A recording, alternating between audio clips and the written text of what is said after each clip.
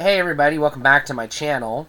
My name is Stephanie Bree, and today it's time for me to take you through the Castlevania series. This is my Castlevania retrospective. Now, I'm only going to talk about the Castlevania games I have played, which is actually the vast majority of them. But there are still some outliers I have not played. So, I'll mention them, but I'm going to start with my childhood. The very first Castlevania game I ever played was Castlevania, the original on the NES, at a friend's house. And the game was hard. And I didn't like it at first because it was too hard. Now, I was like a lot of kids in that era. I recognized that a lot of NES games were too hard.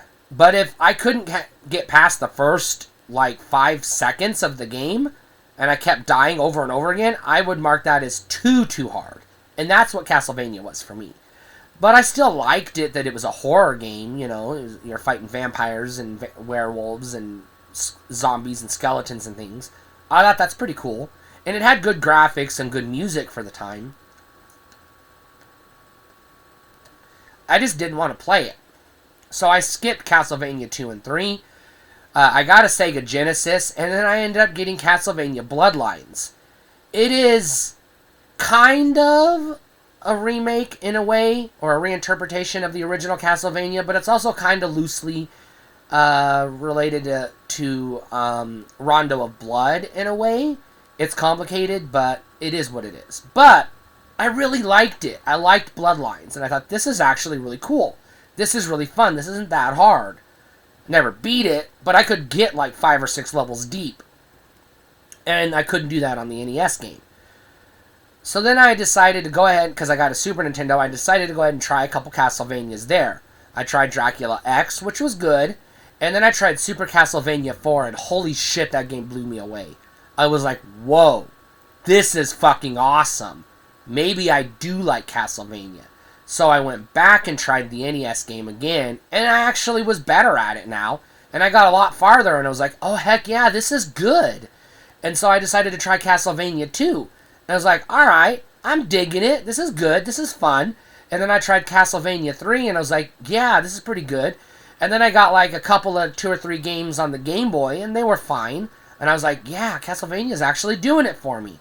So when I got a PlayStation, and I watched my brother-in-law play Castlevania Symphony of the Night, I kept begging him to let me create a save and let me try it. And eventually he relented, and he did. And then I ended up getting the game, because I had a PlayStation, I ended up getting the game for PlayStation, and I beat it. It was the first Castlevania game I beat. So far, not the only one, but one of 2 that I have actually completed. And I couldn't get enough of Symphony of the Night. So I had a Game Boy Advance at the time as well, so I ended up getting Area of Sorrow, and I forget the other one I got. So forgive me, but I got 2 different Castlevania games on the Game Boy Advance. I think it was Circle of the Moon, if I'm not mistaken. They were good. So once I got a DS, I got Dawn of Sorrow, and that's the second one I beat. And I beat the shit out of that game. I loved it. And I replayed that game so many times. I did end up getting Castlevania for the Nintendo 64. I got both of them. I couldn't get into either one of them.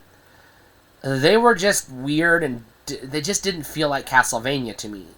But I did end up getting a PS2, and I tried the Castlevania that was on the PS2, and I tried one on the PS3 as well, and I don't remember what their subtitles were, so forgive me. I really liked the one that I played on PS2, but the one on the PS3 was like, fuck yeah, this is how you do Castlevania, y'all. I loved that game. I was like, why can't they do more games like this? And then they haven't made a Castlevania since. And I'm like, what the fuck, people? Yeah, they had that rubbish piece of shit spin-off on the Wii, but we don't talk about the Wii in this house, because fuck the Wii.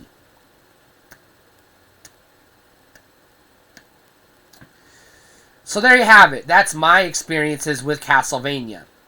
The franchise has helped create a new subgenre called the Metroidvania, because Symphony of the Night was sort of like Super Metroid, but it was a Castlevania game. And so that created a new genre of game, or subgenre of the action platformer, the Metroidvania, which is still popular and prolific today, more so among indie fans, or in the indie scene, as well as retro gamers who are replaying those older games. But as far as a proper Castlevania game, whether it's a 2D Metroidvania style game, 2D action platformer like the early ones, or it's a 3D action adventure game, we don't really get much in the franchise anymore, and that's kind of sad. And yeah, I did check out the first season of the animated series on Netflix, and it was pretty good. So I had a good time. I've had a pretty good positive experience with Castlevania. I have never actually played the TurboGrafx version of Rondo of Blood, but I did get the PlayStation port of it at one point in time, so I did get to play the game, and it was pretty fun. It was fine. I've never played any of the original, like, MSX Japanese computer versions of Castlevania.